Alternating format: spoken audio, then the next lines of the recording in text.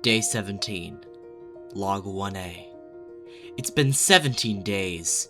17 days since I left Earth for the last time. And, to tell truth, I've only begun writing this log because yesterday, my communication with Earth was cut. And now, I shall never again speak to another living person. While it does sadden me, it was I who signed up for this space journey in the first place. In addition, living like this is not quite as bad as it might have seemed. I'm beginning to feel accustomed to the gravity on this ship, and while the food is quite tasteless, surely there are many ways for me to entertain myself. I do suppose that writing this log could be one of them, although it is more of a way for me to feel as if I have communicated with another, that I have told one my thoughts and feelings, rather than just talking to a scrap of paper, that is. Day 18, Log 2A. Today, I woke up exactly 8 hours from when I drifted off to sleep, as I have for the past 17 days before. Then, I went and ate a container of tasteless, nourishing mush, as I have for the past 17 days before. I did allow myself to do something new today, though. On my way to do a scheduled checkup of the engine room, after routinely checking the ship's course in navigation, I stopped and looked out the window into the cosmos. It wasn't as if I'd noticed anything new about the endless emptiness that surrounded me. It just seemed more interesting all of a sudden. When I looked, and really looked, I could see all the numerous stars glittering in the void, tiny specks of light amidst an infinite darkness. Looking out there made my head spin. It made me realize how so indescribably tiny I am compared to the universe, and how unimportant. I even remember tearing up a bit because I had never seen something so beautiful, or something so terrifying.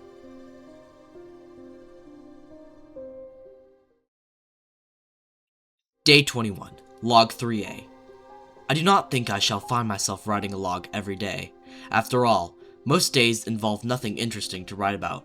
Perhaps when I have felt something odd, or noticed something strange, or come to a conclusion about something in my journey.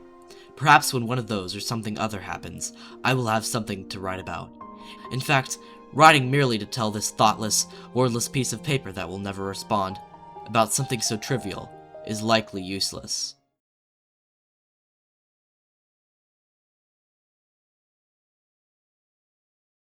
Day 24, Log 1B. I am beginning to feel quite lonesome after all these days.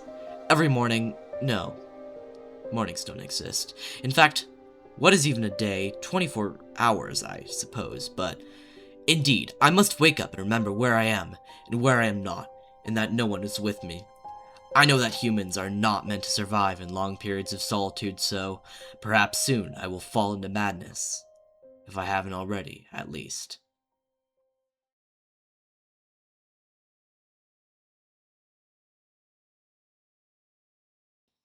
Day 27, Log 2B. Well, something of note did happen today. Not so interesting that anyone back home would find it remotely stimulating. However, for me it does justify a new log entry. On board this craft, there's a hefty selection of books for me to read in my spare time, although the majority of them are just filled with records of research and experiments done back on Earth. Today, while I sat in the archives, reading, eyes glazing over a paragraph about some psychology experiment done on the human mind, I noticed something. One of the pages was missing. It did not appear to be torn out, however. I knew something was not quite right. The words that ended on one page did not line up with the words that began on the next, and the page number that should have followed was completely skipped. I have some strange feeling that whatever was done in that experiment was not meant to be read about by eyes such as mine, so they removed it from the book.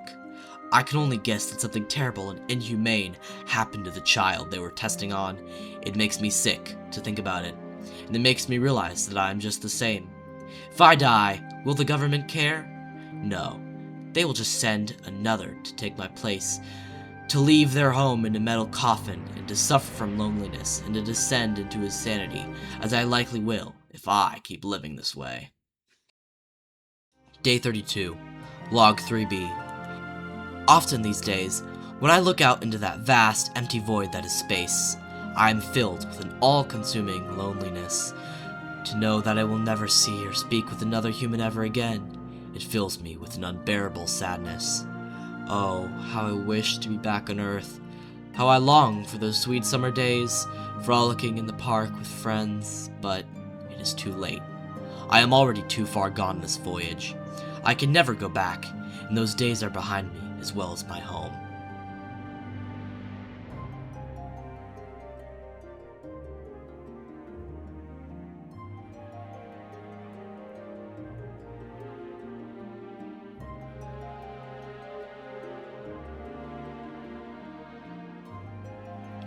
Day 40, Log 1C. The days are beginning to go by quicker now. They are starting to feel routine, no, monotonous even. Every day, the same food, the same view, the same everything. It's all the same, day after day after day. I cannot bear it anymore.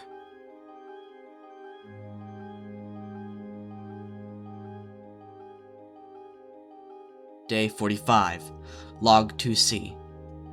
Now, when I dare to look out into the vast, deep, empty void of space, I am filled with an eerie, dreadful feeling, a thrilling, chilling fascination with the emptiness that lies beyond my small window. I cannot place or name this odd feeling, but I know that I do not like it. Now, whenever I feel whatever this feeling may be, I must shiver and turn away, and let my soul fill once again with that throbbing pang of loneliness.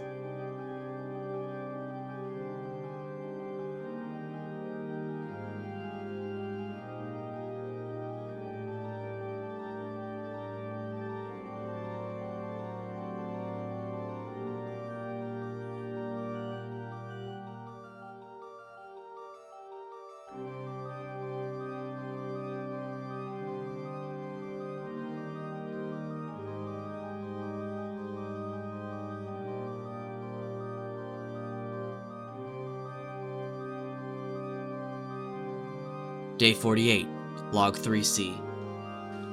Before now and after my communication with Earth cut off, the only voices I'd heard were my own, and that infuriating robotic voice that wakes me up every 24 hours. But now, I am beginning to hear another voice, this time from somewhere else. No, it's not just one. Several voices, breathing and whispering right in my ear, only to go silent when I turn around. It seems that I have finally fallen into the deep, dark pit of insanity, for the only possible explanation is that these terrifying whispers must come from my own mind. The voices come to me only late at night, when I lie awake in total darkness, when I stare out the ship's window, deep into the abyss. I would have thought that after all this time, the universe would not seem so incredible and unfathomable, but it still always astounds me. Why does it seem so... As I have said before, in an earlier log, knowing that I'm so small compared to the endless stars and galaxies, it gives me a strange feeling, a frightening one, that embodies a sort of fascination with the great beyond. And before I can recognize that this dreadful longing has overtaken me, the voices always emerge and speak to me. I can only assume that they came about as a result of my never-ending solitude, my crushing loneliness, perhaps my desperate need to hear from another person after being alone for so long, was what these rasping, gasping voices sprang from. Even though their whispers reached me just today, I still could not recall what they said. The words are always jumbled, muddled, like a thick fog is obscuring my memory. Only in that very moment when these hallucinations speak to me do I understand what they mean.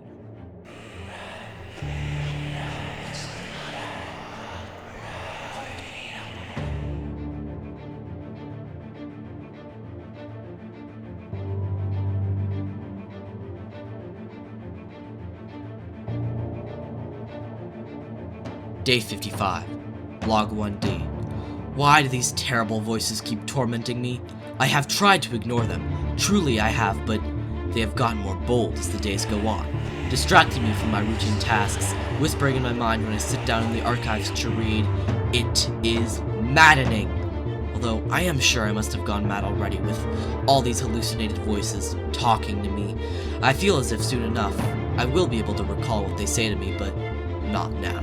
Now I must let my tormented mind rest.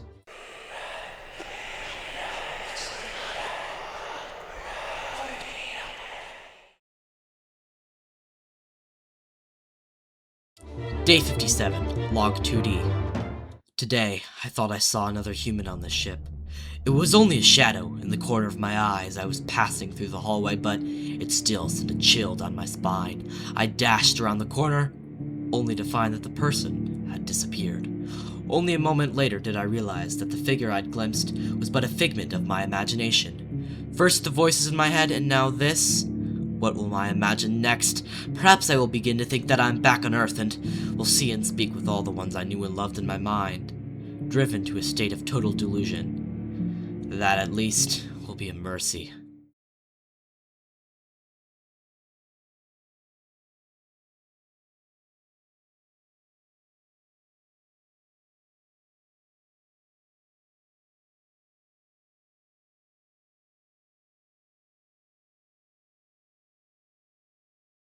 Day 65, Log 3D. It has been a week since I last wrote, and in that time I've begun to understand the whispers to my horror. It seems that the voices in my head are beckoning me, drawing me daily to the window that looks out into space. I must oblige their demands, for in that time when I'm staring out into the vast cosmos, my mind is silent and still, but there is still the feeling, the dreadful feeling from deep within that I cannot fathom. It is almost as if these hallucinated voices are wanting me, urging me to feel this unsettling sensation, although I would have no idea why. What could the voices possibly want? And when will they stop tormenting me, if ever? Eventually, that is to say, earlier on this very day, I reached the breaking point and my patience snapped. I do not know what triggered me. Perhaps it was a buildup of insanity, or maybe I just could not take it anymore. On that fateful day, my soul was suddenly filled with a violent, desperate rage that could only be directed at myself. I stopped right where I was and grasped my head with clawed hands, as if squeezing my head so tightly would end my hallucinations, end my loneliness, end my suffering. I spun around, eyes filled with red, and roared, "Get out of my head!" After I shouted so suddenly, I stood there, panting, gasping, and the red cleared from my vision, as did the voices from my head. I thought that this was unlike when I stared out into space, when the voices only retreated temporarily. I thought that it was over, that maybe I had turned sane again. But when I looked up, I saw someone, an old friend, standing in front of me. And she said that they were waiting. Who was waiting? My friends? Back on Earth? How could I reach them from light years away? Then she disappeared. Sitting here, hands shaking, writing, I know it was not real, merely another hallucination. But was it?